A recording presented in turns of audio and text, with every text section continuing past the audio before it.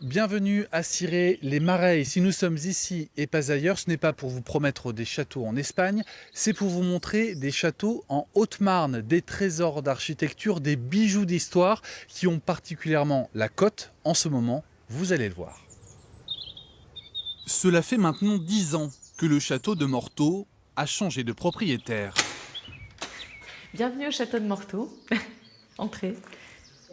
Et depuis 10 ans, Catherine de Vulpillère ne cesse de retracer l'histoire de ces murs.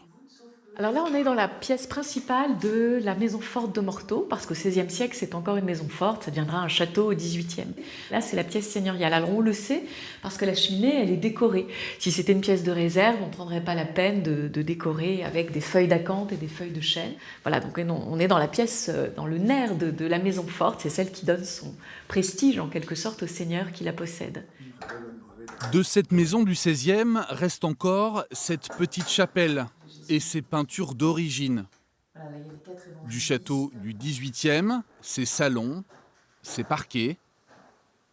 Voilà ce qui a séduit Catherine de Vulpillère et son mari Thierry. Après une première carrière chez un leader mondial de l'informatique, ils recherchaient un peu de tranquillité.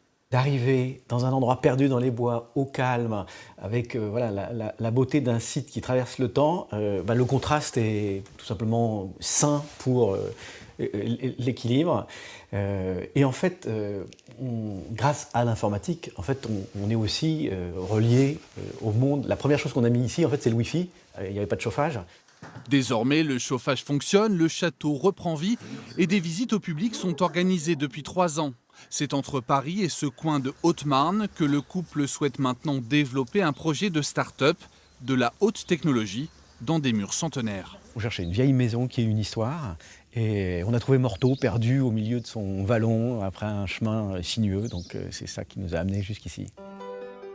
Des biens d'exception nichés en pleine nature, la Haute-Marne en recèle, certains sont même à vendre.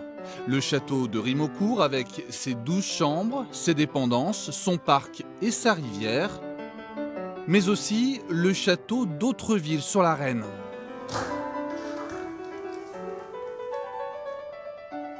Ah, bonjour Marguerite, Thierry, comment allez-vous? bienvenue dans ces lieux que vous... Thierry Simon est agent immobilier. Il rend visite à la propriétaire du château.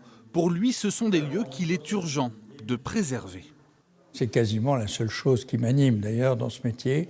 Je suis un défenseur de ce patrimoine qui est le seul important de la Haute-Marne, son paysage, ses maisons anciennes et bien sûr sa population qui était soucieuse de le conserver. Une mission que Marguerite Pellier et sa famille ont remplie dans ce monument du XVIIIe siècle pendant 15 ans. 15 ans de passion et de magnifiques souvenirs. Chaque détail a été soigné, voulu, jusque dans les poignées de porte. Lorsqu'on utilise des instruments, ne serait-ce que pour faire le feu, on les préfère du 18e si c'est possible. Mais on y vit comme tout le monde. J'ai 10 petits-enfants, nous répartissons dans tout le château, nous le remplissons. Et ce sont des grands cris de bonheur. Des grands cris de bonheur, voilà aussi ce qui a poussé Marie Roussel à s'installer dans le château de Prangé. Une grande famille éparpillée, l'envie de se retrouver et la rencontre avec une maison qui a une âme. J'ai beaucoup aimé le fait qu'elle ait une façade qui soit complètement 18e, toute ouverte et tout, un jardin un peu à l'italienne, et de l'autre côté qu'elle soit extrêmement fermée.